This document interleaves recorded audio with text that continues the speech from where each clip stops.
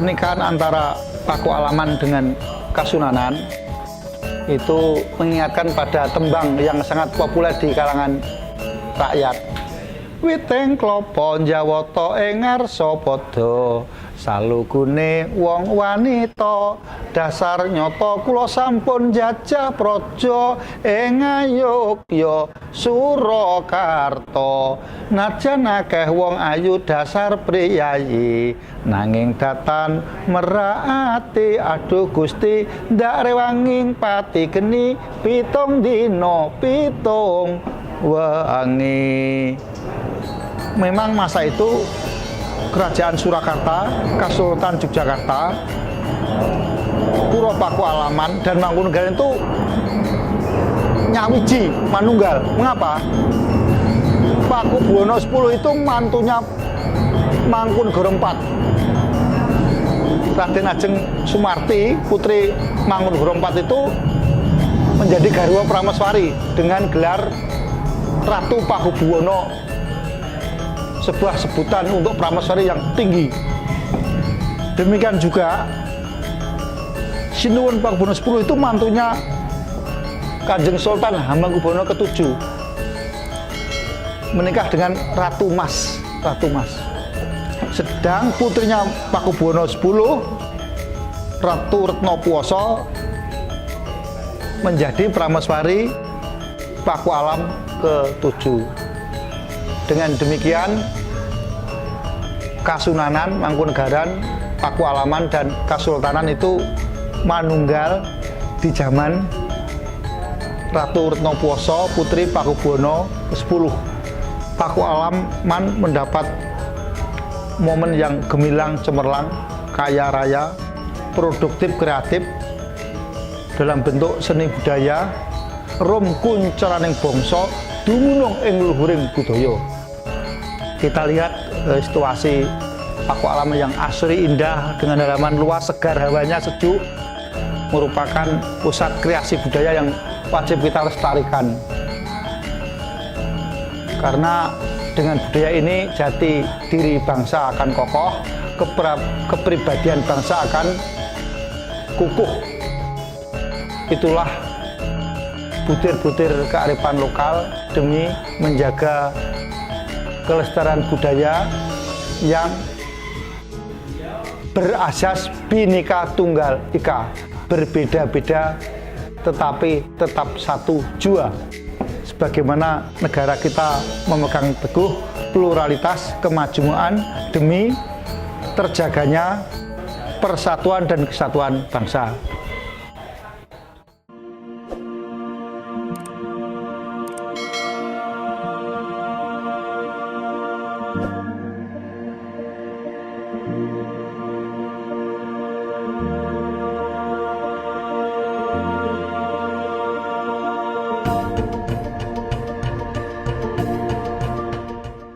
Pura Paku Alaman sendiri dulu sebelumnya pernah kena gempa sehingga hancur, pendoponya juga, sehingga pada waktu Sinuwun Pakubuwono mengambil menantu, bangunannya dibangun kembali karena putrinya mengatakan, "Bapak, omahku rusak, mau didandani."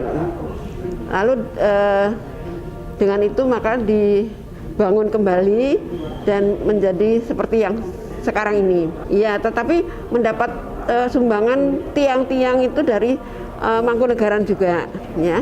Dan kemudian karena seringnya Sinuwun Pakubuwono tindak ke sini, kan dulu belum banyak hotel, belum ada hotel juga, ya. Sehingga beliau membangun suatu bangunan yang indah yang disebut Gedung Purworetno. Gedung Purworetno itu terletak di sebelah timur pendopo, sehingga bangunannya berbeda dengan yang lain. Nah, disitulah Sinuwun Pakubuwono ke-10 kalau ke Jogja nyarinya di situ karena beliau sendiri yang membangun, ya. Begitulah ceritanya. Ini sampai sekarang menjadi suatu ikon juga karena berbeda dari yang lain, bentuknya, ukir-ukirannya dan sebagainya. Mengenai museum ini diadakan pada tahun 1983. Dan yang didhawuhi mengadakan, mengumpulkan dan mengatur ruangan dan mengepalai adalah pada tahun itu Kanjeng Pangeran Anglingkusumo. Tetapi bertahun-tahun kemudian dikelola sendiri secara pribadi dan tidak ada subsidi dari Kadipaten juga nggak ada, dari siapa-siapa juga tidak ada, hanya para kerabat yang peduli ya menyumbang gitu. Dan kita juga tidak minta sumbangan kemana-mana, jadi kita mandiri. Dan kemudian hanya pesan dari Sri Pakualam ke-8 untuk tidak menjual tiket. Jadi tidak seperti museum yang lain menjual tiket. Kalau di sini sampai sekarang belum pernah menjual tiket. Pemasukannya itu dari sumbangan sukarela. Tapi juga untuk perawatannya semua adalah dari secara pribadi Kanjeng Pangeran Anglingkusumo sendiri. Ya. Sekarang kemudian sudah diserahkan kepada saya karena selama ini juga yang mengatur di sini saya, sehingga langsung karena biayanya juga biaya keluarga kami sendiri, sehingga pegawai dan sebagainya baik listrik, telepon dan sebagainya memakai fasilitas dari kami gitu ya. Jadi itulah, mudah-mudahan di lain kesempatan di kedepannya itu bisa lebih baik lagi, karena saya tahu masih banyak barang-barang yang benda-benda pusaka maupun benda-benda yang berharga yang mestinya bisa menjadi benda-benda museum, itu masih banyak yang ada di dalam.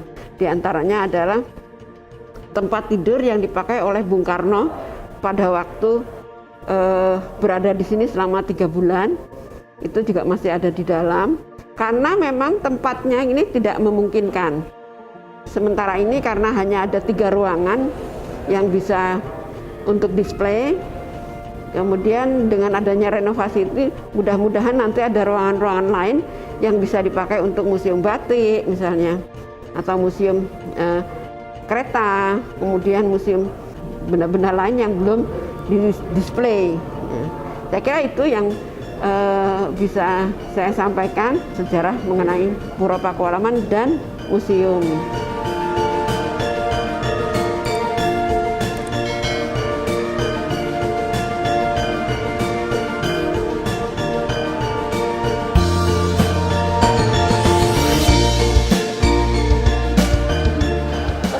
Generasi muda saat ini Pak, yang notabene-nya sekarang sangat jauh, mungkin bahkan lupa dengan budaya. Coba pesannya seperti apa Pak? Ya, terima kasih Pak. Jadi museum ini bisa juga dekat dengan milenial. Misalnya nanti di YouTube atau Facebook itu bisa juga memberikan inovasi teknologi. Misalnya kita punya Instagram atau Facebook atau Twitter atau yang terus menerus, dan kita juga harus berbenah supaya dekat dengan milenial. Tadi ada yang dari Surabaya itu juga baru datang, bahwa mereka itu juga kaum milenial yang cinta sarung batik, orang bersama batik itu, dan sangat senang sekali untuk datang ke museum. Jadi museum itu kesannya jangan seperti yang dulu kuno dan tidak banyak dikunjungi, sehingga harapannya nanti generasi muda sering datang ke museum. Biasanya museum-museum di sini itu sebelum pandemi itu tiap hari buka, itu banyak anak-anak muda, generasi muda itu di dalam kesehariannya juga ditugaskan gurunya atau sekolahnya itu untuk datang ke sini. Terima kasih. Terima kasih Pak atas penjelasannya. Terima kasih.